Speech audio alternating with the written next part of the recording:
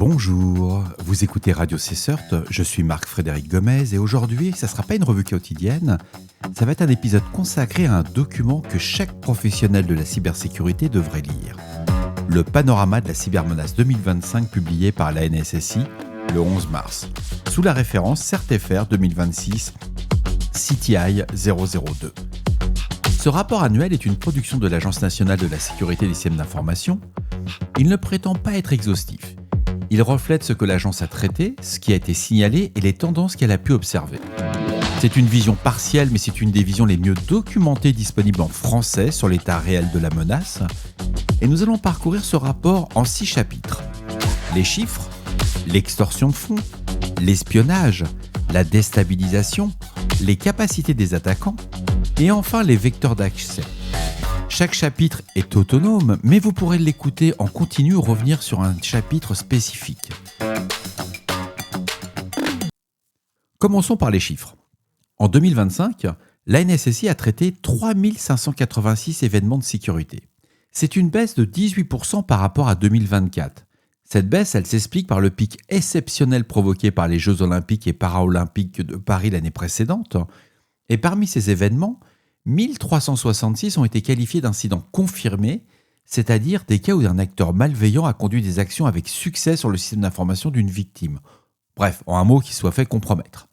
Ce chiffre est stable par rapport à 2024, 1361 incidents, mais il confirme une tendance haussière sur 4 ans. On n'était qu'à 831 incidents en 2022, 1112 en 2023. Donc ça monte petit à petit, c'est pas extraordinaire, mais c'est largement représentatif. Il y a aussi une augmentation des bénéficiaires de l'agence. C'est ce qui explique aussi une partie de ces chiffres. La répartition sectorielle est constante depuis plusieurs années.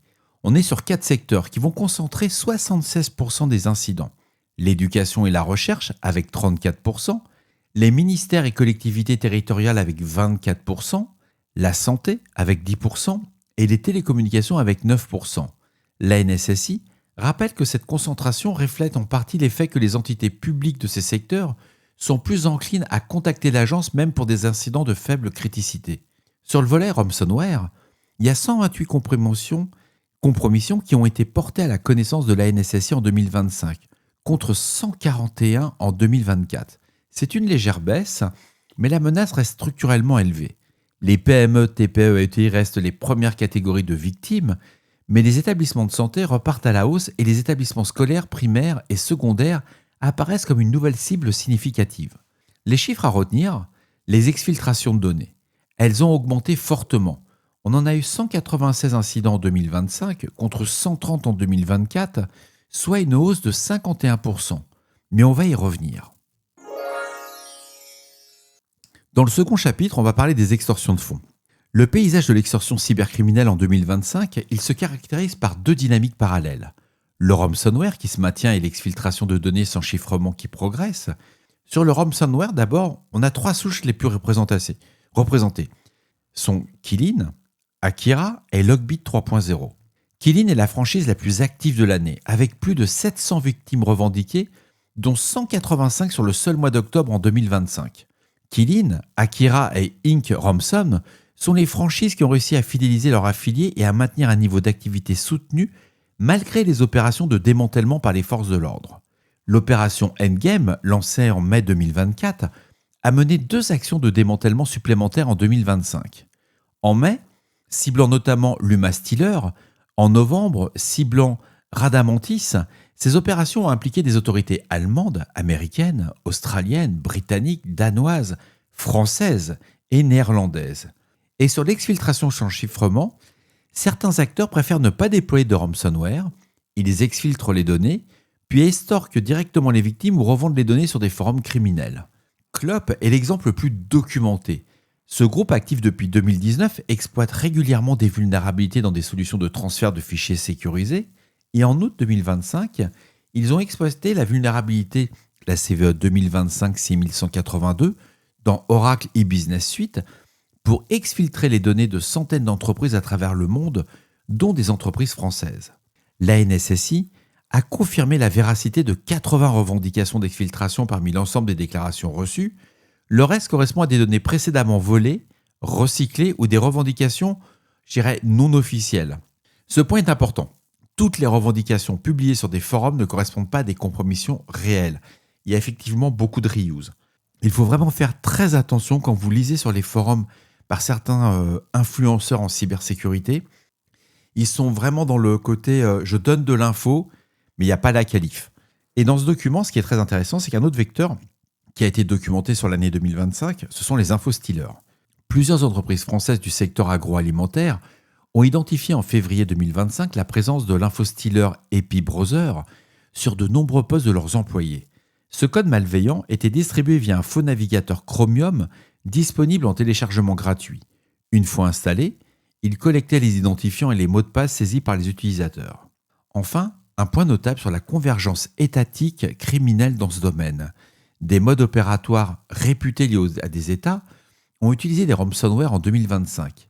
Le MOA nord-coréen Moonstone Slit aurait déployé la souche Kilin dans un nombre limité d'attaques, et des opérateurs réputés d'origine chinoise ont utilisé le ransomware Nella Locker et EraWorld en parallèle d'outils d'espionnage classiques comme Plugix ou Shadowpad. C'est une tendance qui est nouvelle pour ces acteurs.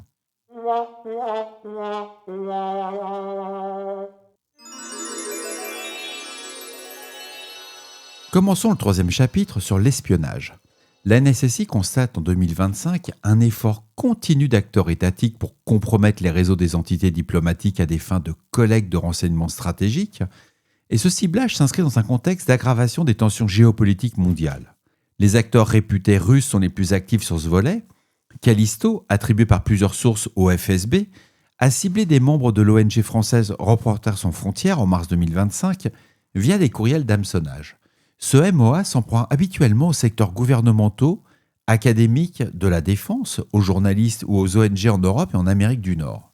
Mais il y a un nouvel acteur, un nouvel MOA qui a été identifié en mai 2025 par les agences néerlandaises AIVD et MIVD, le Laundry Beer.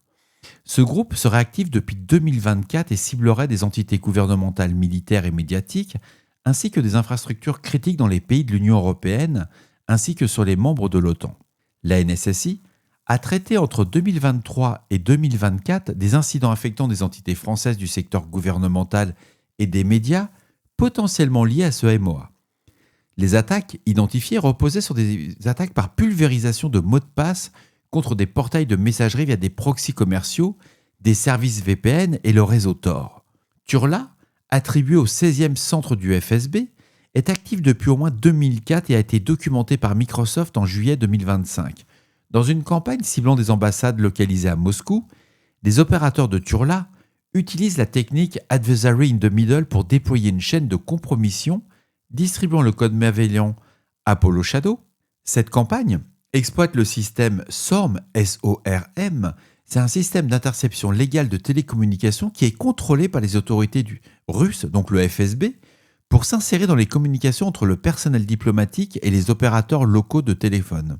Du côté des acteurs réputés chinois, bien entendu, il y a Seoul Typhoon, qui a compromis le réseau fédéral de l'armée américaine entre mars et décembre 2024, avec un accès potentiel à des informations personnelles, des identifiants d'administrateurs et des schémas d'architecture réseau. L'agence a également observé l'élargissement de la victimologie de Seoul Typhoon en France. APT-31 a été formellement attribué par la République tchèque à une attaque contre une infrastructure critique. Les MOA UNC 6384 et Red Delta liés à Mustang Panda ont ciblé des entités diplomatiques en Europe, dont la France, respectivement en mars et en septembre 2025. Un autre point de la méthode que j'ai trouvé hyper important dans le rapport, c'est que la NSSI rappelle que Seoul Typhoon pourrait mener un ciblage stratégique du secteur des télécommunications ou simplement un ciblage opportuniste lié aux équipements répandus utilisés par les opérateurs. À date, l'agence n'est pas en mesure de trancher.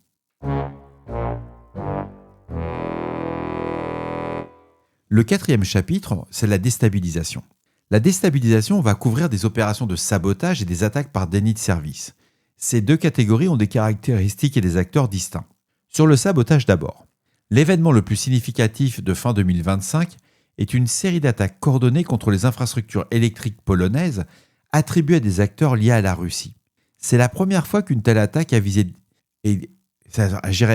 destructive, je tiens à bien préciser le terme, On n'est pas sur un simple DDoS, qui a touché des infrastructures d'un État membre de l'Union européenne, et les Weepers, code malveillant destructeur, continuent d'être utilisés en Ukraine par des acteurs réputés liés à Sandworm, le mode opératoire du GRU, le second service de renseignement russe. La campagne Bad Pilot, associée à un sous-groupe de Sandworm, est documentée par Microsoft. Elle cible des entités en Ukraine, en Europe, aux États-Unis, en Asie centrale et au Moyen-Orient, dans des secteurs critiques comme l'énergie, l'agriculture et le ferroviaire. En août 2025, la Norvège a formellement attribué à des attaquants russes la prise de contrôle à distance d'un barrage dans l'ouest du pays en avril 2025, et cette attribution a été réalisée par le service de renseignement intérieur norvégien, le PST. Sur les DDoS maintenant, on a pu constater en 2025 que les attaques par déni de service distribués restent des actions malveillantes les plus fréquentes à des fins de déstabilisation.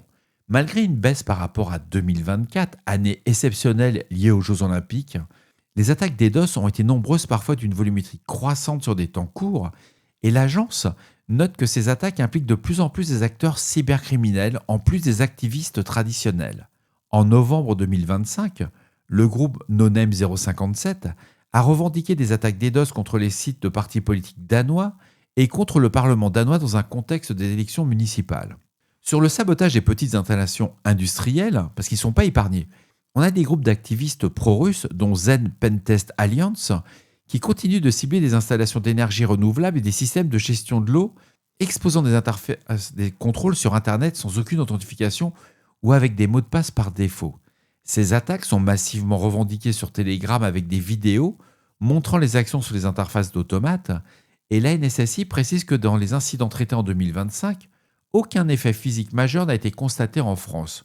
Dans un seul cas, des actions sur des vannes ont été entraînées une augmentation du débit d'eau, mais sans aucune conséquence grave du fait des faibles réserves de l'installation. Le 5e chapitre, on est sur la capacité des attaquants.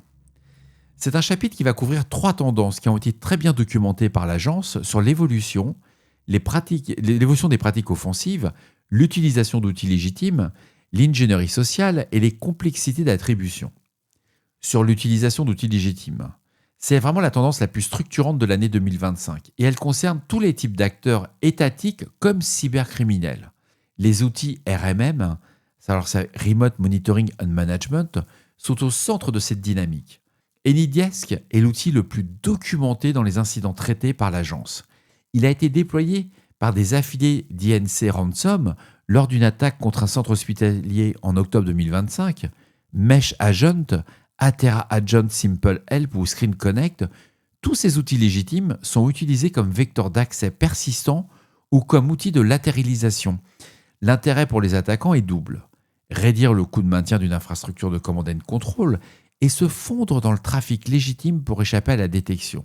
Des services cloud comme Google Drive, Google Calendar, Dropbox, Mega, Corf, IceDrive ou Filen.io sont utilisés comme canaux de command and control ou de stockage des payloads. APT28 a utilisé Cofre, alors c'est KOOFR, IceDrive et Filen.io pour stocker des charges malveillantes dans le cadre de l'opération PhantomNet Voxel, documentée par Sequoia en septembre 2025. Des services web d'aide au développement et à l'intégration webhook.site ou moki.io sont également détournés par les opérateurs de MOA qui sont tous réputés être russophones. Les IAB, c'est ce qu'on appelle les Initial Access Brokers, comme TA577, TA571 et TA544, ont abandonné ou réduit l'utilisation de codes malveillants au profit des outils RMM ou des outils de LOLBins. C'est ce qu'on appelle les Living Off the Lang Binaries. Scattered Spider est cité comme exemple. Ces opérateurs obtiennent un accès initial quasi exclusivement via la compromission d'accès légitime, sans aucun code malveillant, et en 2025, plusieurs entités françaises du secteur du luxe ont été compromises par ce groupe. Sur l'ingénierie sociale, on constate que l'ANSSI a très bien documenté plusieurs techniques avancées. Le SIM swapping, le MFA fatigue, ça c'est quelque chose qui est assez intéressant, on va fatiguer le MFA, l'usurpation d'identité et le hameçonnage vocal. Toutes ces techniques exploitent des biais humains plutôt que des vulnérabilités techniques. Scattered Spider était le représentant le plus documenté, mais ces pratiques se généralisent. La technique du click fix est en progression depuis l'automne 2024. Elle consiste à inciter la victime à exécuter elle-même une commande malveillante, par exemple en lui présentant un faux captcha ou une fausse invite de correction d'erreur. APT28, Callisto et des groupes cybercriminels ont utilisé cette technique en 2025. Des rats ou des infostealers comme LumaStealer, Radamantis, Xworm ou Amadei Loader ont été distribués via ce vecteur. Et c'est vraiment quelque chose qui a très très bien marché, qui a été très bien documenté aussi dans la presse spécialisée. Sur l'attribution, enfin, l'agence consacre une section à la complexité croissante de celle-ci. Plusieurs facteurs y contribuent. Réutilisation d'outils publics entre plusieurs acteurs. Les techniques de faux drapeaux, ce qu'on appelle les false flags. La collaboration entre MOA et de différents États ou services et le brouillard organisationnel lié à la volatilité des franchises de Remote as a Services.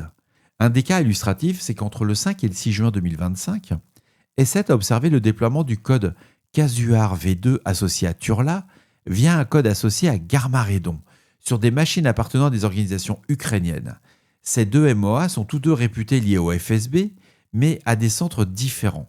Cette observation suggère une collaboration entre eux et contribue à brouiller les frontières entre MOA réputés qui sont liés au FSB. Les fuites de données de groupes criminels fournissent paradoxalement des informations précieuses pour comprendre ces acteurs. En 2025, Black Basta, Logbit et Ransom Hub ont tous fait l'objet de fuites majeures. Des bases de données relatives à des opérateurs de Sol Typhoon et à l'entreprise Venutech ont été mises en vente sur le Dark Forum en mai 2025. Et en novembre 2025, l'entreprise chinoise Gnosec a subi une fuite contenant de la documentation interne sur des codes malveillants et des listes de victimes potentielles dans plus de 20 pays.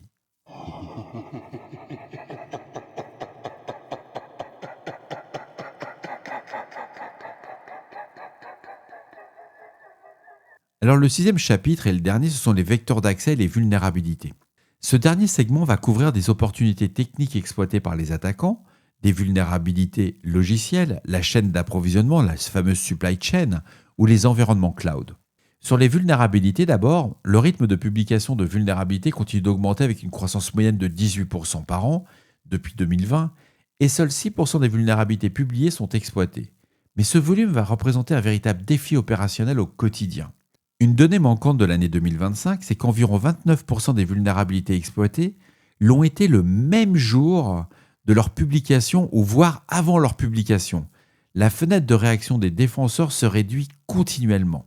Les équipements de bordure restent des cibles prioritaires.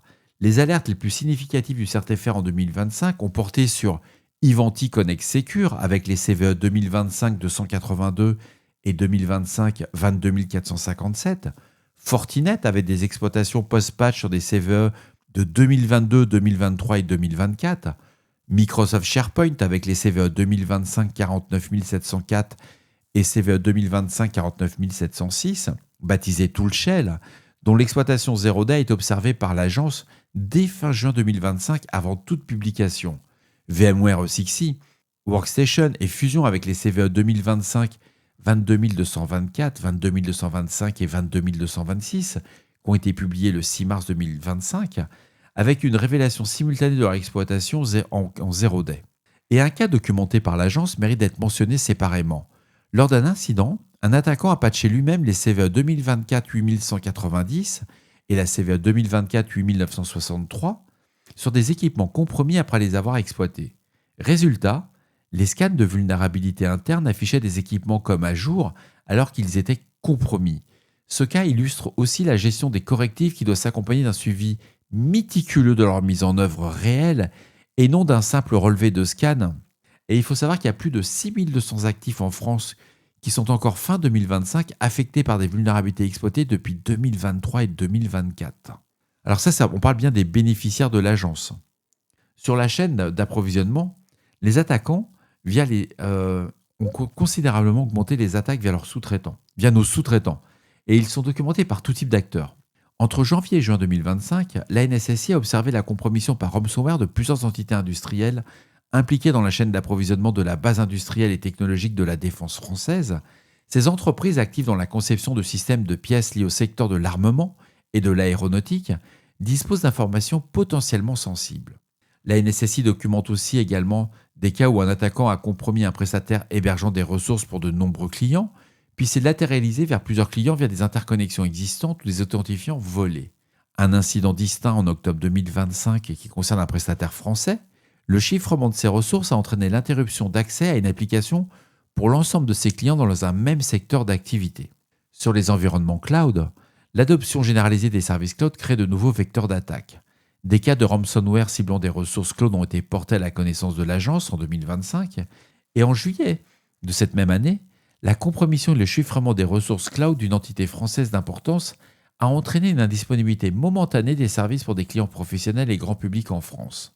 En octobre 2025, Red Hat a subi la compromission d'une instance GitLab, entraînant le vol de données appartenant à de nombreuses organisations à travers le monde, dont des entités françaises.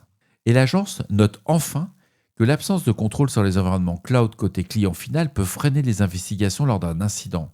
Dans au moins un cas, des levées de doute n'ont pu aboutir faute de journaux d'activité accessibles relatifs à des ressources cloud possibles et compromises.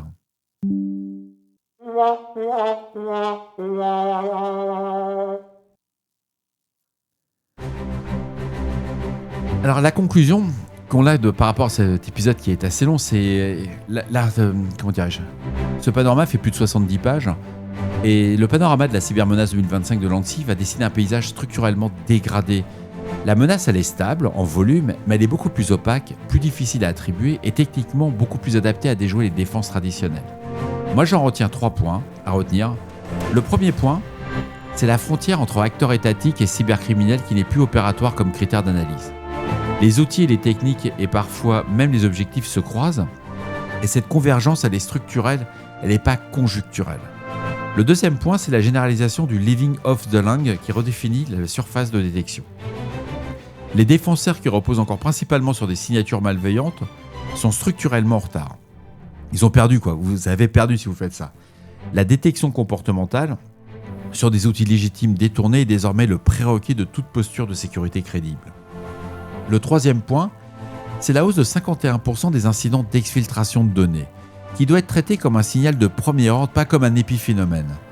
Le modèle de la double extorsion évolue vers une extorsion par la donnée seule, plus silencieuse, plus durable, et potentiellement plus difficile à détecter dans les délais imposés par NIS2 et le RGPD.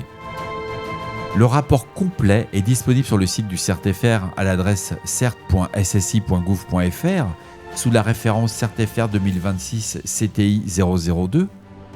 Et j'espère que cet épisode vous apportera toutes les informations claires et utiles par rapport à ce rapport. Je vous ai préparé un condensé sur mon blog concernant ce rapport. Si vous n'avez pas envie de vous cogner les 70 pages, parce que c'est quand même c'est hyper intéressant, mais il faut avoir le temps pour le faire.